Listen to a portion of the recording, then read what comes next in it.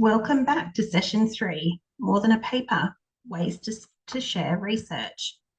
If you're joining us and you've got some questions for our speakers, please feel free to use the Q&A box and we'll get to your questions at the end. And if you've got any comments or anything that you'd like to share, please feel free to put them into the chat box. I'm going to hand over to Marco now, who's going to host the session. Good morning, everyone. Thank you, Letitia. Thank you, PXP, for having us here. Like Letitia says, today we are going to discuss about how we are sharing research and how our brilliant speakers are able to bring the research to the hands of people that really need. So let's do some administration. Let's set the question before. So first of all, we're going to introduce myself, that I'm the moderator. My name is Marco Giovannoli. I'm a stroke survivor.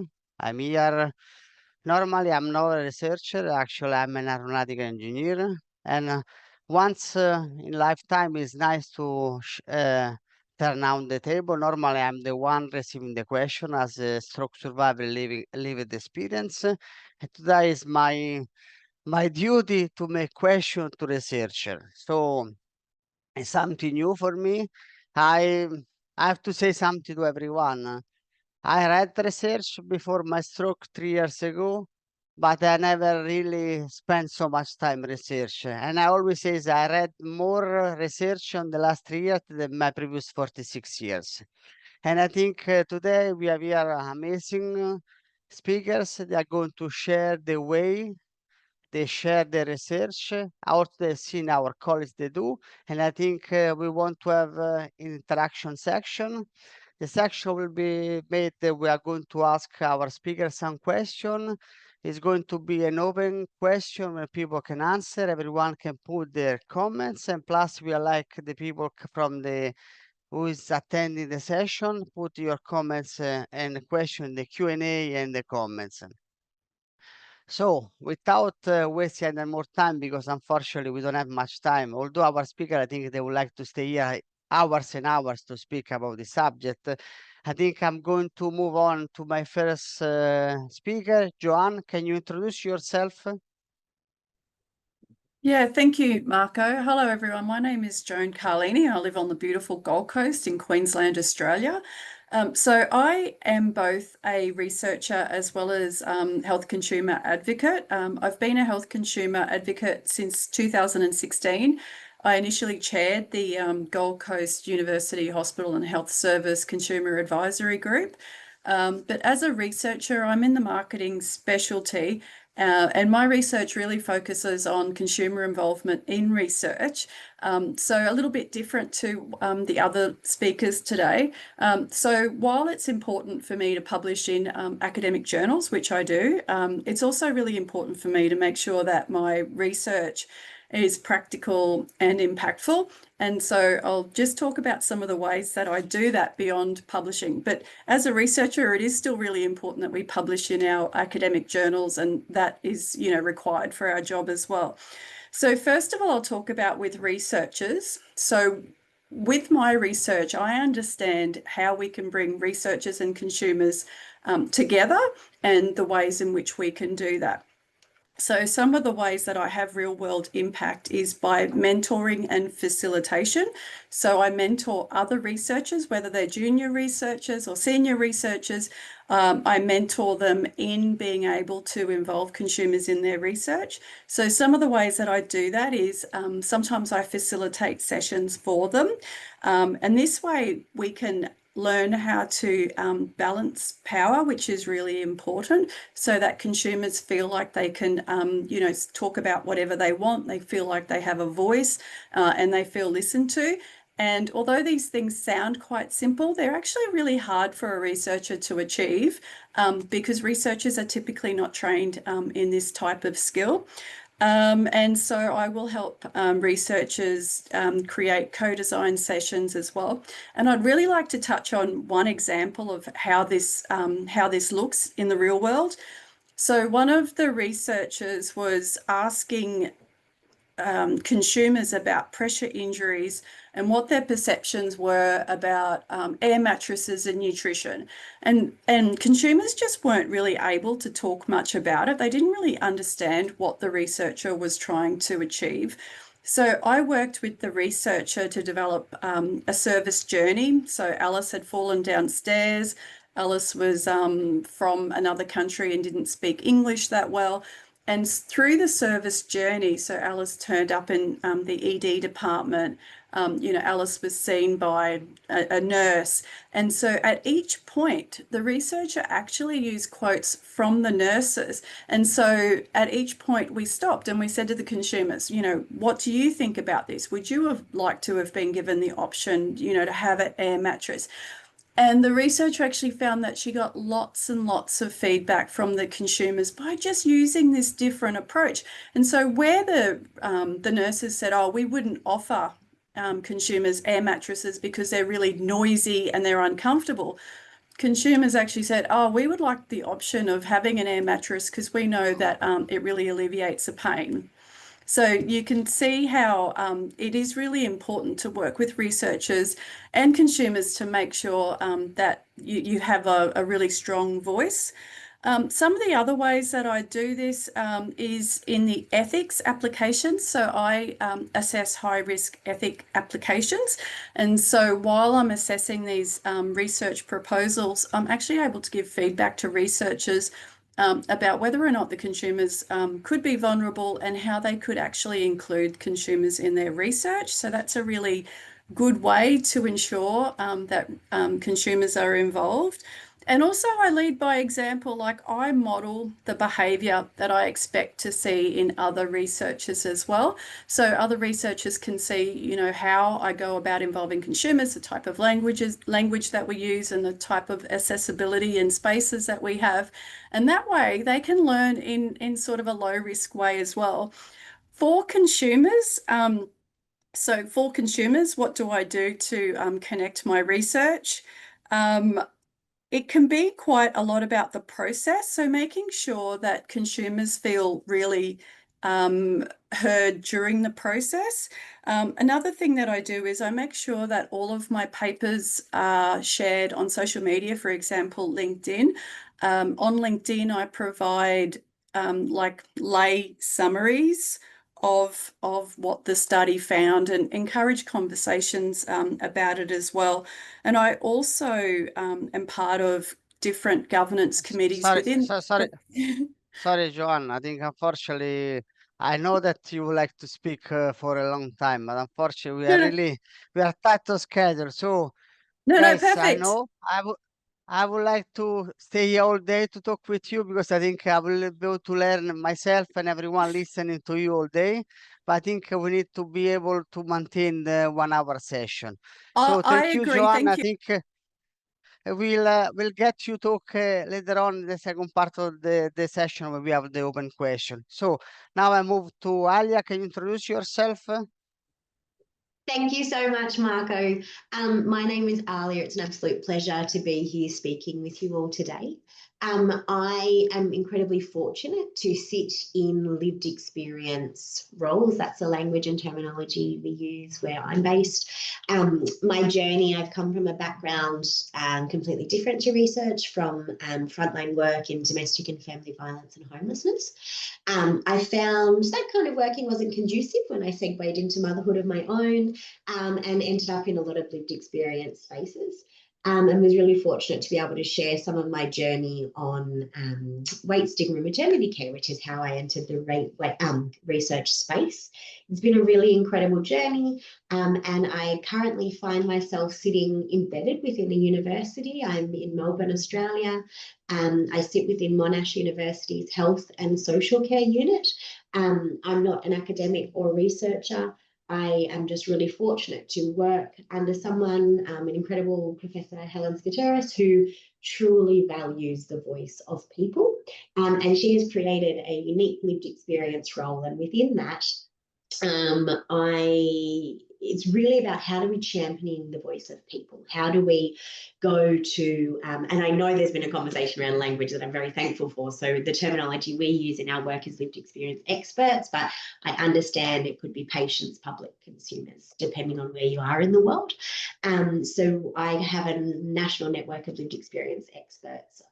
We come together under the how can we strengthen practice for parents and carers of children and young people with embedding equity at the core of what we're doing. So it's a really exciting body of work and how we can champion the voice of kind of end users, the people that the research will impact, and bring them along the journey, especially at the start of research, to go, you know, what matters in the spaces you exist in, what is that community knowledge that could really be championed, and how can we support researchers to understand and listen to that.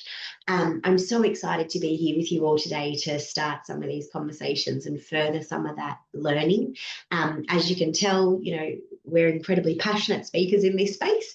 And so Marco, I'll hand back over because I know we've got some really great conversation to come. Thank you, Ahlia. Last but not the least, Brian, can you introduce yourself? Thank you, Marco. Good morning, or good afternoon, or good evening. It's an absolute pleasure for me to be here today to talk as part of such an august group. I am 78 years of age. I'm a stroke survivor of 9 years, and I bring both lived experience and lived expertise to today's conversation. I just want to talk about my lived experience first, then I'll touch briefly on my lived expertise. I had a life-changing lacuna stroke in 2016, which was really a wake-up call to me. I spent 4 months in hospital learning to walk again and bringing my brain in communication with my entire right side. Being in there for 4 months, I was able to, because of my background, look at the service delivery and the processes involved in rehab in Bankstown Hospital, which is in a Sydney suburb. I'm based in Sydney. I spent 6 hours a day in the gym, 5 days a week. I did something like 26,000 sit-to-stands and 140,000 reps on the knee extender. Such was my desire to better myself, and I'd written some objectives. We actually sat down and wrote a quantitative rehab plan for me, the first time ever that they talked about goals and whatnot. I'm a management by objective guy. And then at the end of 4 months, I came out, and that's when I learned about the value of lived experience and how it would be attractive to researchers and whatnot. And as a result, I now sit on, and I was asked this morning how many, I sit on 12 committees in terms of consumer groups. I'm on consumer trials here in Australia and in the University of East Anglia overseas. And the concept of research, consumer research, is very familiar to me because I retired in 2012. I spent 2.5 decades as an executive in the corporate communications and marketing environment in the financial services in Australia.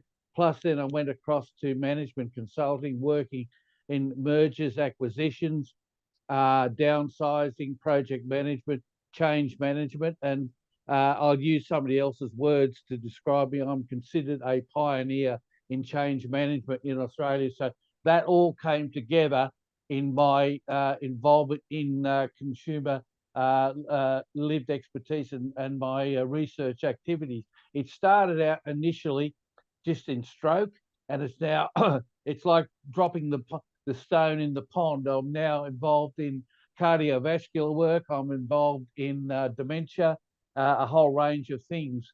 So what's important to me and what I'm passionate about is working with and building relationships with other consumers, making sure that the researchers, the clinicians have a relationship with consumers. There's I've been in this now for 9 years, and it was fairly skeletal when I got into it 9 years ago, and there was a lot of tokenism. But now, because it's a mandatory in the way in which we do business, it's now the buzzword. Co-design is the buzzword. So yeah, events like today when we can sit and talk, and as we were talking before, there is a passion in all of our, both the three speakers here. There's a passion in what we say, and we truly believe in it. And I look forward to the conversations that we're going to have. Thank you, Marco. Thank you, Brian. I think you guys are absolutely. I speak for someone who's not researchers, like Ahlia says. I'm come from another background. In fact, today I feel what is really meaning the imposter syndrome. I'm here with you guys. I'm just learning from you today. So let's move on, because I think now it's becoming the best part of the session. We are going through some good questions for you guys.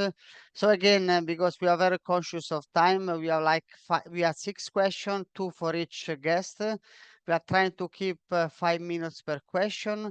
So I mean, let's give 2 minutes to the main speaker to respond, and let's give another couple of minutes to others speakers if they want to add some other things.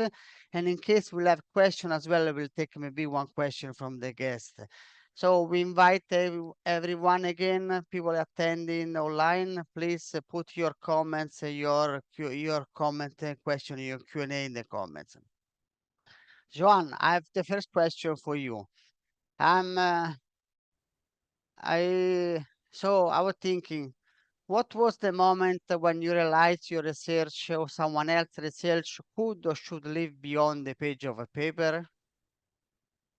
Yeah, look, so a long time ago when I was 29, I was diagnosed with multiple sclerosis, and I was fortunate enough to find out about a clinical study. And so I was involved in this clinical research where I was trying to remember, because it was a long time ago, but 2 or 3 times a week I'd need to attend the hospital and have the medicine or whatever it was called via an IV. And so when you're already really unwell and you're having these IVs in your arm and in your hand, and for people that have had them, you know that not everyone has the same level of ability to insert them. So it can be really painful. And I remember however many I needed over a 6-month period was hundreds of them. And so when the trial was over, thankfully I was part of the control group, not part of the placebo group. But that was it. There was no follow-up. There was no report to us, or there was no forum or session to let us know like what the findings were. I remember getting a letter. So this was a long time ago. This is before I became a researcher, and I probably didn't even know what my rights were. We got some strange letter.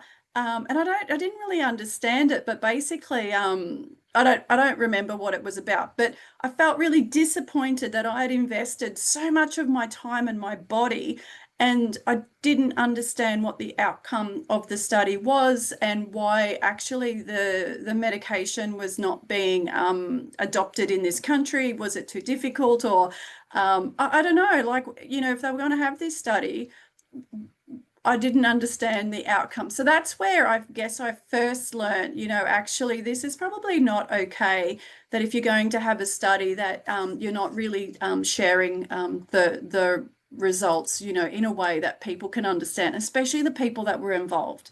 So that's from me, Marco, nice and short. Thank you, Joan.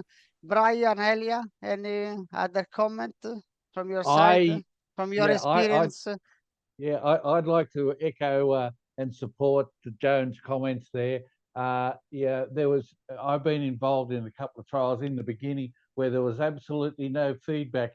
You as a consumer who got involved in the focus group had to literally chase someone and say, what happened? You know, and to me, that's not good. It has to be, you have to be proactive, and it's all about relationships. So thank you guys, Brian, because you are the last one. The second question for you.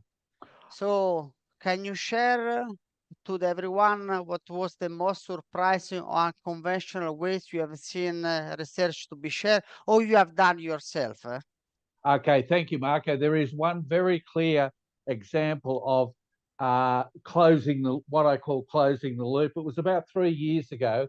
There was a couple of academics doing a research project, and it was over I think it was 18 months, 2 years project, and they interviewed about 120 consumers, and it was a 2-year duration. And the thing was that we didn't want to have people left in the lurch wondering what was going to happen or what was happening. So what they did is a number of things. They had a quarterly newsletter, a little simple quarterly newsletter that went out to everyone, talking about the progress of the research, how the focus groups were going, and a chatty little item about the particular research project. So it was kept in front of the consumers. Now, at the end of the research project, when it came time to present, they actually the two presenters went in to the auditorium. They presented the research, and this is where it got really smart and clever. They presented it, and it was a 2-hour presentation. And as soon as they finished that presentation, those two came out of the auditorium, found a quiet corner with a video camera, and then to camera did a 3-minute video saying how wonderful the people commented on the research and the wonderful impact and efforts of you, the consumers. Now, what they also did was announce in that video that we're going to be sending out a quick little newsletter in plain English tonight. That was in the actual tonight. It had been written beforehand, but and also that there would be a digital town hall on the following week, which was a Zoom conference where they were all welcome to come in. Now, this was all put together on a video, and it was put together on an email message, and it was in the consumer's email box 1 hour after the presentation was covered. You could feel the adrenaline still pumping in the researchers. And what that happened, they had the town hall next week, and out of 150, they got 135 consumers who'd participated on the call. Now, as a result of this relationship building, they now have a nuclei of consumers who actually ring them up quite regularly saying, when are you going to be doing more research? We want to be involved. And to me, that was the ultimate exercise in communication. It's what it is. How many times have we heard, oh, they rang me up and spoke to me about my stroke and I've never heard back from them again. No, we've got to get away from that. We've got to build the relationship, and they'll keep coming back. And we all know how hard it is to get consumers to take part in research. And that was the example that stands out to me, and I always use it as a maxim for when I'm talking to other people. Thank you. Thank you, Brian. I think you already answered. Matthew put a question, 2 questions actually you have already answered, because he asked, what are the wins and challenges we have had making health system changes, and how they communicate to live experience group? I think you have already answered to these 2 questions, but if you have anyone has another comment to add to Matthew's questions? Ahlia, do you have any comments from your side? Because so far we haven't spoke with you. No, I know it's such a rich discussion. I'm waiting to I have to be mindful, Marco. I will not stop if you start me. So I'm in respect of everyone's time. It's my passion area and I don't want to hijack things. I'm quite comfortable taking up space, unfortunately. Okay, so I think next I'll move to your question, Ahlia. This is something that I like as well. This is something very personal, this question for me. So my question is, when you are trying to communicate the research to wider audience, what are the other parts? Normally, that's the same question I have. Also, when I do my work as an aeronautic engineer, is simplifying complex ideas or getting people to listen to what you want to say? Oh, I actually really love this question. And in a way, I kind of feel that they're actually linked. I think to get the right people to listen, we need to be sharing our ideas in a way that, you know, whoever is in front of us will best understand them. I think there's a real beauty and strength in being able to explain research in simple and digestible ways. It really allows us to make research accessible to anyone, which I believe is a true gift. The ability to share knowledge, to change practice and, you know, very naively lives. Because the right people, they'll always want to hear us. We just really need to figure out how and find the best ways that they can hear us. I think the key to really great research is being able to explain it to anyone, especially to the people it impacts firsthand. And one of the things I always love to remind researchers is that you get to do this for a job, while this is a reality. People don't get to clock in or clock out of their lives, their health conditions or their realities. I remember a time once I was meeting with some academics, and like I mentioned at the start, I'm not an academic, I'm not a researcher, I'm very simply a person who is really fortunate to work with someone who sees the true value of lived experience and allows for me to champion that. So we had this meeting and it was about a potential body of work, and it was really interesting. And I thought I was being really clear and concise in my sharing. I was trying to be really punchy and, you know, this great idea we'd had a team of people working on, and we were meeting with someone who was a leader in the field. We're having these discussions and I just could not get my point across. I couldn't get it to land, and I could feel myself getting really frustrated. This was someone that I really wanted to work with, really got along with. And my frustration, you know, it was just at me not being able to express it, and I couldn't figure out why, but just acknowledging that there was this barrier. And the reason I share this is because what it ultimately came down to was simply language. And that's why I think if we can simplify our ideas, we can actually get people to listen. And what really stood out to me was that in this situation that I just shared, it was simply one word that changed the entire situation. So I've been using language around lived experience, which in the communities I'm really fortunate to represent, that's the language that they prefer we use. So I was doing that. The person I was meeting with was quite academic, and they couldn't wrap their hand around what that terminology looked like and what it looked like in a cohort.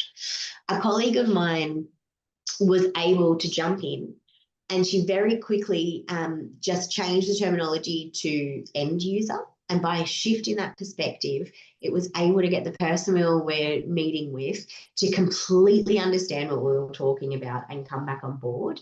And I think that's why I think these questions, they pair so well together, because it's about understanding and accessibility. And it's about how can we make what we're talking about as easily digestible for the person in front of us. And I think that's, you know, I love a story. So that was the clearest way that I could hopefully highlight the two. Yeah, thank you, Ahlia. I think we have another question. Karen says, are plain language summaries of research be used by patients while discussing their care with healthcare professional? Now, I also agree. I try to read a lot of times research. I get a little bit confused a lot of terms because Ahlia, like you, I'm not an academic. I'm only an end user of this research. So I'm trying to understand. And I think there are too many jargon. I'll come also from aviation, where we use a lot of jargon as well when we speak. And I think one point is try to find the simple language. So, Joan, because you are the researcher here, how do you try to simplify when you guys trying to communicate the research or the outcome to research to people like us, as you guys are called consumer? I like people. I like to prefer to be called people rather than a consumer or a patient. Yeah. So I typically use the word consumer only because in Australia, Standard 2 is partnering with consumers. And so if we go back to what Ahlia mentioned, we need to land what we're saying with our target audience. And so like if I'm working with people who are in a health service or they're applying for grants, they're going to be more interested in the word health consumer because they know that the NMHRC are looking for the word consumer, and the Standard 2 in Australia is partnering with consumers. So I totally agree, whether or not you want to be called an individual, a person, or, you know, I totally agree. But the reason that I use that language is because it lands with my target audience. Around the lay summaries, what I do is I use a little technique which I learned in a book that I read. So it's about the what, the so what, and the what now. And so when I type my LinkedIn summaries, I think about the work that I've done and I go, okay, well, what is this about? Oh, this is about how consumers can work better with researchers. Why is this important? You know, why are people going to want to read it? Oh, because I found this, this, and this, and this is new. And then the what now is, well, how can we change what we do in the future? So that's my recipe. And I know it's not new, but it was sort of new for me. And so that's how I write my plain language summaries, which I actually use for social media. I still find that the plain language summaries on journal articles, even though they're written in plain English, the target audience is still other academics, but it could be academics not from my field, like academics from the health field or others. So we try not to use specific theories or those types of things, but it still is fairly academic. So that's what I do when I'm looking at my plain language summaries. Thank you, Joan. I think it's something really important that whoever is writing research, because research is useless if we don't understand it. And I think writing in a plain English or something understandable from the majority of the people and try to move the research to the hands of the people they need, I think it's so important for everyone. For the research, they are making their spending their time and their effort to make it. Also to the end user, they need to understand what is happening. Whatever, like you said, whatever is the field. I mean, I understand where you guys come from, the word consumer. I accept. I have no issue with that one. I understand. It seems it's a little more administrative terms for me rather than the human term, but unfortunately, that's what is life. So I move on to the fourth question. I go back to you, Joanna. And let me read. Have you ever seen research communicated in a way that actually change your mind or behavior? So is this at me? Yeah, sorry, Joanna. Yeah, it's for you. Have you ever seen research that were communicated in a way that they actually change your mind or behavior? Oh, this is I didn't see this on the list of questions. Yeah, look, I'm reading evidence all the time, and what I do find is quite often we behave in ways that we know.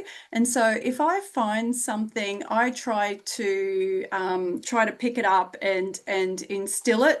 So some of the things that I've done more recently was I found an article about co-design. And so I actually went to the appendix, had a look at the ways in which they enacted the co-design, and I'm adopting that. So that's just one example. Like, yes, I go to the papers, and if there is something that I can adopt, I will. So yeah, that's something I've done. Thank you. Thank you, Joanna. I think let's move on because I think everyone wants to talk a lot. So, Ahlia, a question for you. How do we make sure that research are communicated to the people really that need to receive it? We always think, okay, we have to speak louder, but also how we actually hand over the research to the people that really need it. I think, oh, just want to make sure I take myself off mute then. I think we really need to acknowledge the no-do gap between discovery and real-world implementation. And the fact that this is currently averaging at around 15 to 17 years. I personally don't think it's hard to adapt to the people we're speaking to. And I actually think within that, there's this great kind of freedom or flexibility for us all in that. Like I said, I love basing things in a story. I have a 7-year-old. He loves school. He's really bright. Obviously, I'm not biased at all. But recently, I was talking to his class teacher about an upcoming assignment. Scott. And I actually asked her, you know, is there flexibility for you to allow him to pick how he wants to complete it? Because I don't know what his preferred learning style is. I know at the moment he's meeting these educational metrics, but I don't know what he needs to flourish. He might want to share it, you know, verbally. He might want to draw it, write it. But shifting that positionality of power, and I think we have to acknowledge that happens in research, from you need to adapt to me, and what you can't do means you fail, to instead, you know, what do you need to be your best? And I think that in itself is a really powerful shift, and I actually don't think it's that hard. I think we can easily adapt that into research, and to acknowledge how absolutely freeing that is to frame your work in that modelling. You know, this thing you've invested years of your life, massive amounts of money to, why wouldn't you want anyone it impacts to be able to gain something? Especially, I think, if we look at health and equities and barriers, if you had a way that you could get this to work, why wouldn't you want to be a part of a system that supports that? Like I mentioned earlier, I'm really fortunate to have a national network of lived experience experts we learn from, and we're always framing it in what's the best format for you to give us, quite a large research institution, the information we need. And, you know, as much as this is practical things, so I welcome feedback if it's voice notes, if it's pictures, phone calls, text messages. It's equally about the external infrastructure as well. So we meet virtually, all our meetings are online. Equity is the core of what we're doing. So it would be very remiss of me to, you know, encourage people to embed equity and I'm perpetrating inequities. So we make sure that we remunerate all our lived experience experts. We create life-friendly spaces. So children and pets are welcome. I'm sure in the next few minutes, my 11-month-old will end up on my lap while I'm sharing with you today. I create space for bathroom breaks or snacks breaks if my experts need it. Some of them want pre-reading, opportunity to provide feedback in advance. We've adapted our fonts down to formatting and colouring. And so my role is actually to decenter myself and say, what do you need from me to make this work? To make your often unheard voice not just heard, but centred. And we need to make ourselves available to communities we represent and not expect our communities to come to us. And like you're saying, Marco, there's so much academic jargon and ways of working and all this stuff. And we're going, you know, you need to come to us, when the modelling is, let's take this really great thing I've done and make it so anyone who's interested can learn from it and be a part of it. And what a privilege it is to champion these systems. Thank you, Ahlia. I think so far the discussion has been really great. I also see a lot of comments coming up. I think everyone is enjoying your words, guys. I can see a lot of people are supporting your ideas. I think someone also had a question, different perspective. I think the good things when we are people that sit together, they start putting out their ideas when we are discussing. And sometimes you need to be also a bit controversial, because whenever you are controversial, the change starts. Because I've seen some comments toward the idea to be controversial from the status quo. So I think the last one is a good question. I will start with Brian, and after I would like to have maybe 1 or 2 minutes for everyone before we close, because I want to give also some time maybe if you have other questions from the people attending. So Brian, you first want to answer this one. So the idea is, thank you, Marco. It's yeah. right up my proverbial alley, being an old communications person. But I just want to make 2 points very quickly. Joan spoke about the word consumer. When I first encountered the word consumer, I'm sitting there going, washing powders, and I've suddenly I've learned to get used to it. The other thing about Joan's point was that whilst they rewrite it in plain English, the plain English is directed to other academics. That's something I try and avoid as much as possible. Anyway, enough of that. If somebody here wanted to start tomorrow, what small step would you take? What small step would you take tomorrow?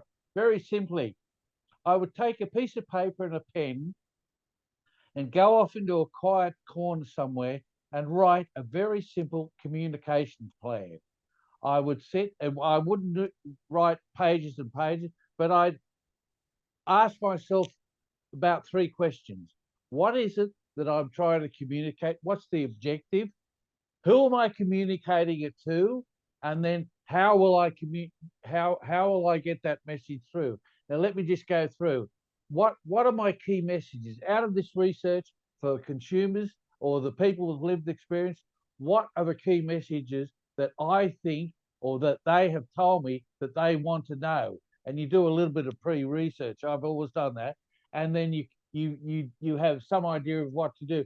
The other thing is, how am I going to reach them? What media will I use? Now, the tendency has been, I've noticed in the past, is we'll send them out a research document. Well, you know, it's 8-point type and it's crammed in and there's no paragraphs and it's very difficult to read. And it's in jargon. So what you've got to do is think about the different media. Look at using digital online media to, we get information in the world today from a multiplicity of media, from television, from online, print, and radio. So look at the use of multiple media. I would suggest you use email. You would use digital, Facebook, and then Zoom, and then link it all back to a central repository of the documents.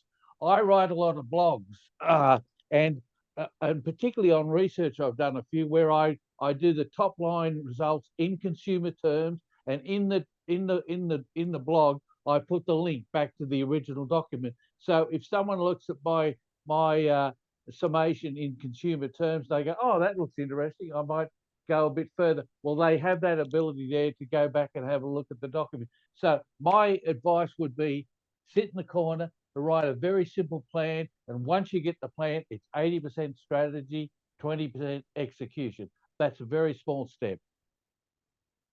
Thank you, Brian. Ahlia, what is your take on this question? How you would like people to start? What would be their first step they could take tomorrow if they want to start sharing their research? I think having faith and confidence within yourself. I think what stops people is not often, we don't hear why do I need to do it, but how. And I think a large part of that is fear. There is these big factors that you don't know what you're doing, so you don't know how to start, and you don't want to look silly or let your work down. So I think a really good starting point is being brave, having the confidence to know that you know your research, you have absolute faith in what you've been doing, and finding people that you trust to run it by, to say, how does this sound? Does this, go to someone who exists outside of your world and go, does this make any sense? Do you know what I'm trying to share with you or trying to learn with you? And be really comfortable to sit in discomfort. I think there's a great learning from that positionality of power, and we don't have to hold on or fight. We can just sit there and want to share the work that we've spent years trying to champion and create. So I think it's really okay to just be human and to not know all the answers and to be vulnerable and to just share it to someone and go, what do you think? And then ask them to share it with more people. And I think, Brian and Joan have spoke really comfortable to some really practical ways to share research. And I think more and more people are going to social media to find that, to go to Google, and those really plain language summaries are so supportive. And there's some really practical tools that we can be using. Even within things like Microsoft Word, they've got accessibility tools to go, does this make sense to anyone? You can run it through Google. So I think it doesn't, have the faith and the confidence in your work. Know that people looking it up are there because they want to learn. They're not there to, critique or challenge. It's ultimately everyone is after a better outcome, especially for the people that have to live in those gaps where, the research will hopefully bridge and benefit. Thank you, Ali. I think on the comments, a lot of people are questioning the word consumer. Also, a lot of Australians say they don't like the word consumer, right or wrong. I think everyone has own point of view.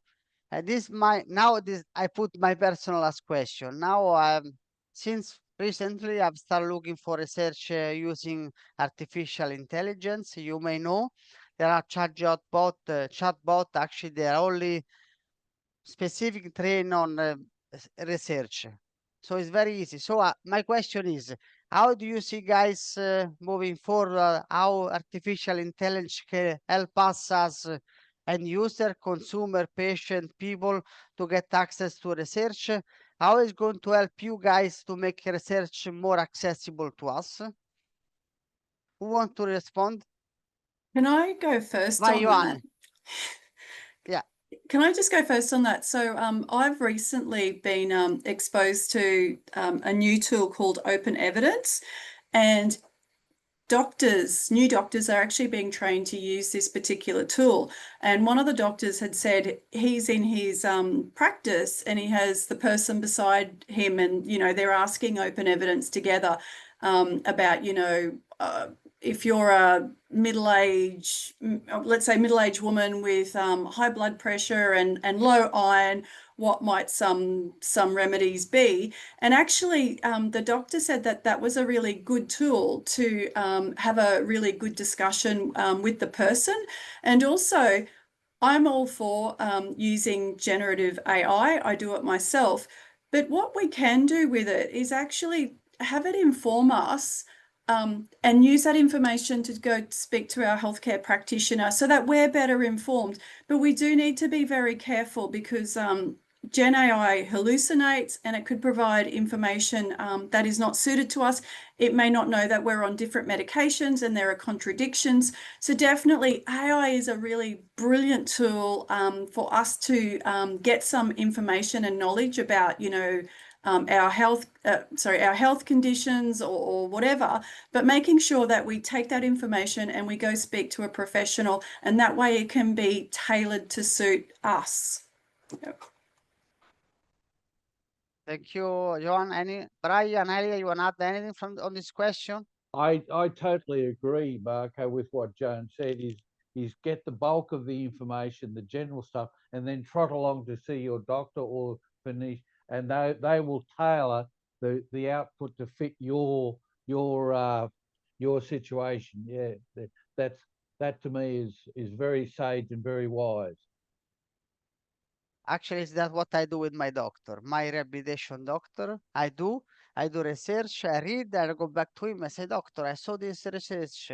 What do you think? Do we have this type of treatment here in the UAE? Because guys, I live in the UAE, Middle East.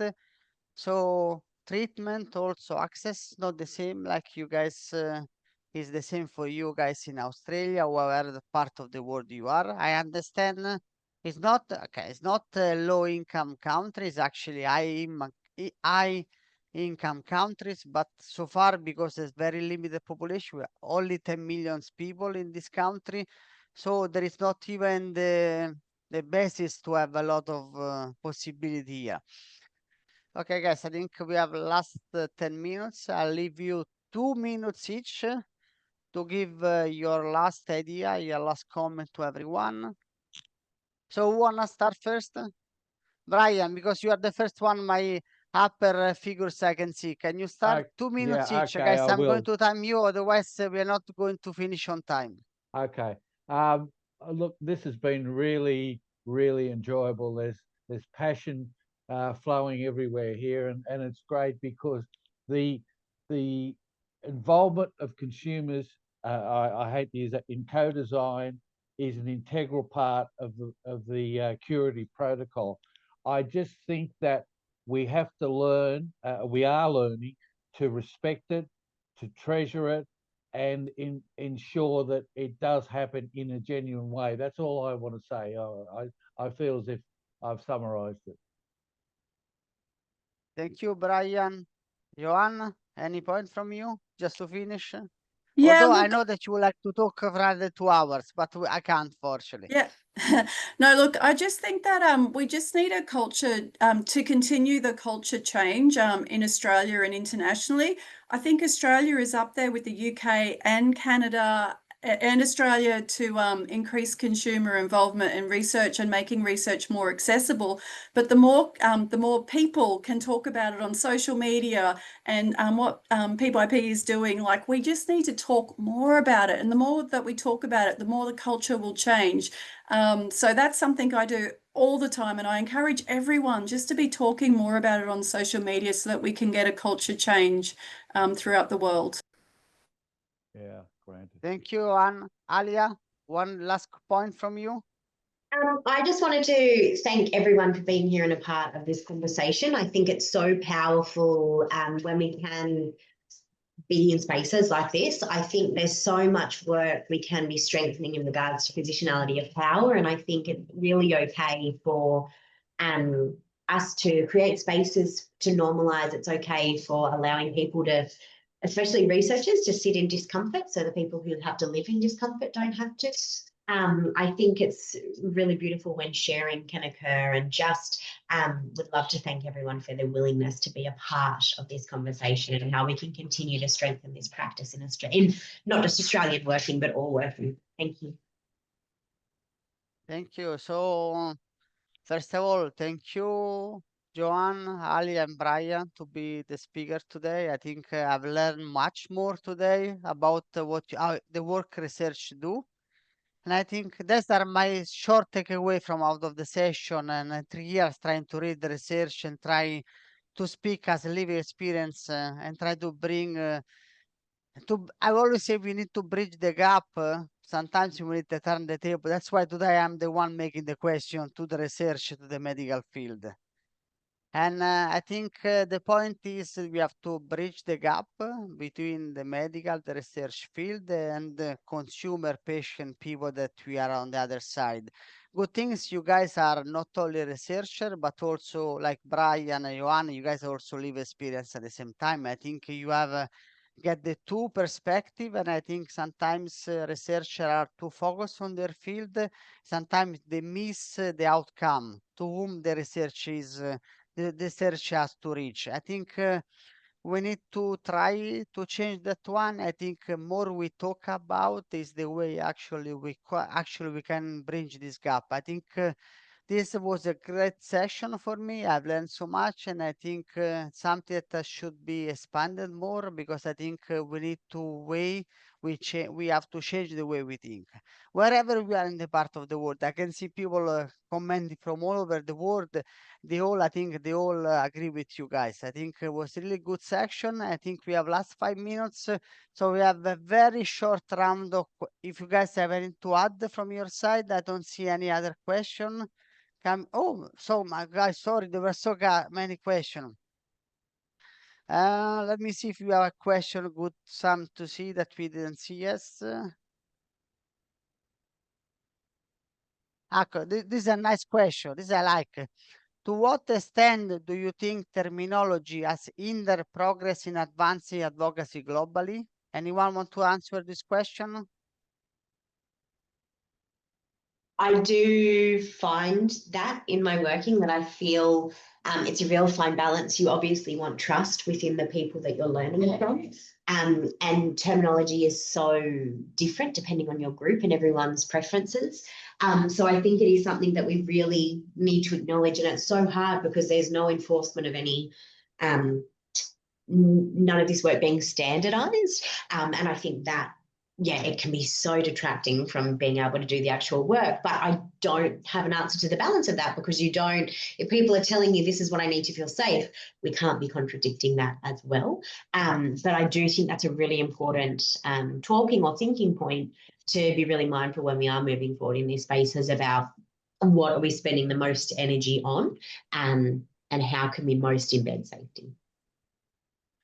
Just to give you an example, Alia, I see also here in the chat, a lot of people say people with disability. Here in the UAE, where I live, we are called people of determination. So they want to change the word. The idea was to remove the word disability and put the idea that actually we can do much more of the upper limitation. So I think I agree with you. Terminology is really important. I think we cannot reach a standard. It's very difficult, I think, to reach a standard in the world. I think everyone, like you say, feel comfortable, they feel safe in their space, in their world. I think we have to all try to come up with some understanding, global understanding of the words. And Brian, this last question for you. Brian, can you share what you might include in a communication plan? Yes. Well, first of all, you have to identify. There's three things I would say: your target audience, who your target audience is. Do you have a primary target audience, a secondary target audience? Then what are the key messages that you think are appropriate to go to these people in some sort of advice about it, with the ability to go back to the master document, and also the selection of media, how you get that message to these people. Is it a single medium, or is it a multiplicity? I would suggest it would be a multiplicity. The way in which you get information yourself, I would replicate that in terms of getting the research information out to the consumers in 60 seconds. That's a very brief answer and very erudite, but I could stand here and talk for hours on that. But yeah. Thank you, Brian. I think let's close the section. I think we are left only 3 minutes. I think soon they will come the bell ring us to move off the stage. I think very much. I absolutely love this section. Like I said earlier, I've learned so much from you guys. I'll keep, I think, this section, I think the subject of the section, I think probably require probably a day just to talk about the subject alone. So again, I thank you very much, Brian, Ahlia, and Joan, to join today. I think, guys, you have really sparked a big discussion in the comments. So I think a lot of people are supporting you, a lot of ideas. They have their idea as well. I think is the beauty of the type of session. I love the session when they are interactive, when we are able to freely, brackets, talk about our passion and subject. And I think you have done, I think I thank you very much to be with me today. Actually, you helped me a lot today because I was a little bit scared this morning, saying, oh my God, I don't know what to do. I never been a moderator. Like I said before, I'm always the one that's asking answer questions. So it was really, guys, thank you very much, guys. You give me a great opportunity to learn and grow in this field of advocacy. And I thank you again, PXP, to call me for this, to give me this opportunity. I thank again Letitia that she will come on stage soon. And we pass the voice to the next guys for the next session. Thank you again, and thank you everyone from the attending the session. You have been amazing with the nice comment. I keep reading all your comments when the speakers are talking. And I think everyone is, I wish you a good day. For me, it's 7 o'clock in the morning. I need to go to work at the moment. So thank you again. Wherever you guys are in the part of the world, enjoy. I love you. Thank you. Bye-bye, everyone. Bye-bye. Bye-bye. Bye-bye. Bye-bye. Thank you, Marco. Thank you so much for chairing that session. You did an amazing job. And thank you, Joan, Ahlia, and Brian, for all of your wonderful insights on this topic. We are going to head straight over to our next session now, which is You Can't Ask That, the future of patient engagement in research. So I look forward to seeing you in the next session.